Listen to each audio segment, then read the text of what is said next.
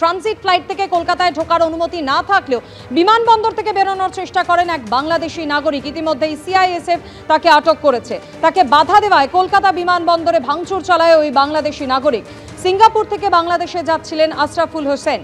বাংলাদেশি নাগরিককে ইতিমধ্যেই আটক করেছে সিআইএসএফ এবং তাকে আটক করে পুলিশের হাতে তুলে দিয়েছে সিআইএসএফ। কলকাতা বিমানবন্দরে ভাঙচুর চালায় বাংলাদেশি নাগরিক। ট্রানজিট ফ্লাইট থেকে কলকাতায় ঢোকার অনুমতি না থাকলেও বিমানবন্দর থেকে বেরোনোর চেষ্টা করেন ওই বাংলাদেশি নাগরিক আশরাফুল হোসেন। বাধা দেওয়ায় কলকাতা বিমানবন্দরে ভাঙচুর চালায় বাংলাদেশি নাগরিক। ব্রতদীপ ভট্টাচার্য আমাদের প্রতিনিধির সঙ্গে রয়েছেন। ব্রতদীপ, ইতিমধ্যে ধৃতকে আটক করে জিজ্ঞাসাবাদ চলছে, কি জানা যাচ্ছে কেন তিনি বিমানবন্দর থেকে বেরোনোর চেষ্টা করছিলেন? দেখো, সে বিষয়ে এখনো নিশ্চিতভাবে পুলিশ কিছু জানায়নি, জিজ্ঞাসাবাদ এখনো চলছে। তবে প্রাথমিকভাবে পুলিশের তরফ থেকে এটা জানা যাচ্ছে যে জিজ্ঞাসাবাদে অসংলগ্ন উত্তর দিচ্ছেন ওই বাংলাদেশি নাগরিক। গতকাল সিঙ্গাপুর থেকে বা ঢাকা যাওয়ার বিমানে করে, ইন্ডিগোর বিমানে করে তিনি কলকাতায় আসেন। কলকাতা থেকে ট্রানজিট ফ্লাইট ছিল, অর্থাৎ সিঙ্গাপুর থেকে কলকাতা এবং কলকাতা থেকে ঢাকা। এবং যে সমস্ত যাত্রী যারা বাংলাদেশি তাদের কিন্তু ট্রানজিট ফ্লাইট শুধুমাত্র অ্যাপ্রন এরিয়া, যেখানে বিমান থেকে এক বিমান থেকে নেমে আরেক বিমানে যাওয়ার কথা। কিন্তু এই বাংলাদেশি নাগরিক তিনি সেখানে আচমকাই উদ্ধত হয়ে ওঠেন এবং দৌড়াদৌড়ি শুরু করেন এবং সেখান থেকে পালিয়ে যে গেট রয়েছে সেখান দিয়ে পালানোর চেষ্টা করেন।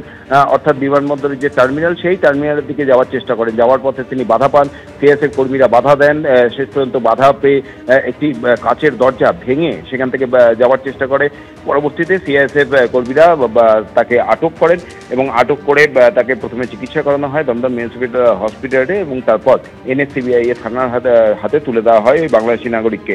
যেটা জানা যাচ্ছে এখনো পর্যন্ত যে তাকে জিজ্ঞাসাবাদ চলছে এবং কি কারণে তিনি সেখান থেকে পালানোর করেছেন সেই বিষয়টি জানার চেষ্টা চলছে। তো পুলিশের যে প্রাথমিক অনুমান এবং তার পরিবারের লোকেদের সঙ্গে যোগাযোগ করে যেটা জানা গেছে যে মানসিক বিকারতা রয়েছে, তার সামান্য অসুখ রয়েছে এবং সেই কারণে এই ঘটনা কিনা নাকি এর নেপথ্যে অন্য কোনো রহস্য রয়েছে গোটা বিষয়টা কিন্তু।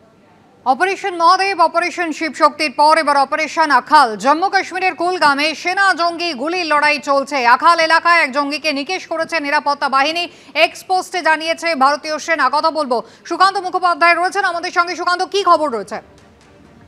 দেখা একেবারে গত সোমবার দিনকে অপারেশন মহাদেব যা রাজবাগ এলাকাতে হয়েছিল, যেখানে পেহেলগাম কাণ্ডের প্রায় 3 মাস পর পেহেলগাম কাণ্ডের সাথে যুক্ত থাকা যে টিআরএফ সংগঠন, সেখানে 2 জন জঙ্গিকে নিকেশ করা হয়, মোট 3 জনকে নিকেশ করা হয়। এবং সেই অপারেশনের পর কিন্তু উপত্যকা জুড়ে ফের তল্লাশির অভিযান শুরু করে ভারতীয় বাহিনী, চিনার কর্পস এবং অন্যদিকে জম্মু কাশ্মীর পুলিশ।